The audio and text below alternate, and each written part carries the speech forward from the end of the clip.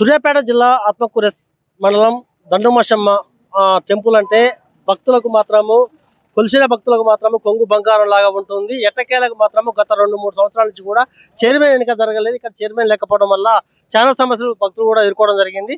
అయితే ఈ రోజు మాత్రం చైర్మన్ ఎన్నిక కావడం జరిగింది. మనం ప్రస్తుతం చైర్మన్ గారి దగ్గర అన్న, నమస్తే అన్న. కింగ్స్ తరపున మీకు ధన్యవాదాలు అన్న. మీరు చైర్మన్ అయ్యారు, ఎట్లా మీరు టెంపుల్ అభివృద్ధి పాల్పడుతున్నారు?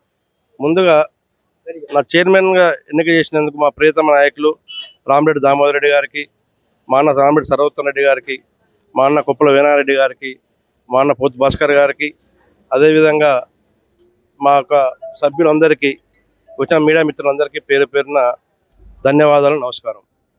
ధనుమైసమ్మ అంటే దాదాపుగా మన తెలంగాణ రాష్ట్రంలో, ఆంధ్రప్రదేశ్ రాష్ట్రంలో తెలంగాణ వాళ్ళంటూ దాదాపుగా ఎవరు లేరు. ఒకప్పుడు చిన్నగా ఉద్యమించిన అమ్మవారు ఇవాళ అభివృద్ధి చెంది ఎంతోమంది భక్తులకు కోరికలు తీర్చి అందరూ సంతోషంగా ఉండేందుకు అమ్మవారు ఇక్కడ వెలిసి ఉన్నది. గత కొద్ది రోజుల నుంచి ఇక్కడ పాలక మండలి లేకపోవడం వల్ల మీరు అన్నట్టుగా అభివృద్ధి కుంటుపడదు అంటారు. మా నాయకులు దామోరెడ్డి గారు సలహాలు సూచనలతో మా అందరి నాయకులతో ఇక్కడ ఏం వసతులు కావాలో, భక్తులకు ఎలాంటి వసతులు కావాలో అన్ని ఏర్పాట్లు మా కమిటీ అందరి తరఫున మేము కృషి చేస్తాం. ముఖ్యంగా చెప్పండి, ఇక్కడ భక్తులు వస్తున్నారు, తలనీనాలు కావచ్చు పెద్ద ఎత్తున ఇస్తున్నారు. తలనీనాలకు కూడా ఇంతవరకు కూడా ఎలాంటి సౌకర్యాలు లేదు, స్నానాలకు కూడా సౌకర్యాలు లేదు. వాళ్ళకి భక్తులకు ఎలాంటి సౌకర్యం కల్పిస్తారు? ఎప్పటి వరకు పూర్తి చేసే అవకాశం ఉంది?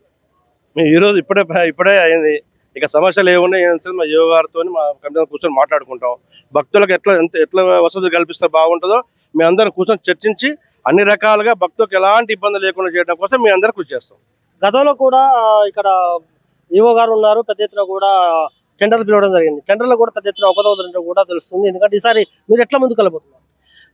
గతంలో ఏం జరిగినాయి అనేది ఇప్పుడు మాకు అవసరం లేదు. ఇక్కడ నుంచి ఏం జరగకుండా చూసుకోవాల్సిన బాధ్యత మా కుటుంబ సభ్యులు అందరూ ఉంది.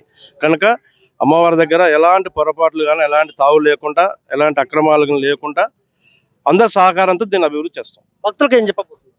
భక్తులందరికీ వచ్చే భక్తులందరికీ కూడా ఇక్కడ నుంచి ధనుమైసమ్మ దగ్గరికి వచ్చే వాళ్ళకి వసతులు అన్ని కల్పిస్తామని మా కమిటీ తరఫున హామీ ఇస్తున్నాం.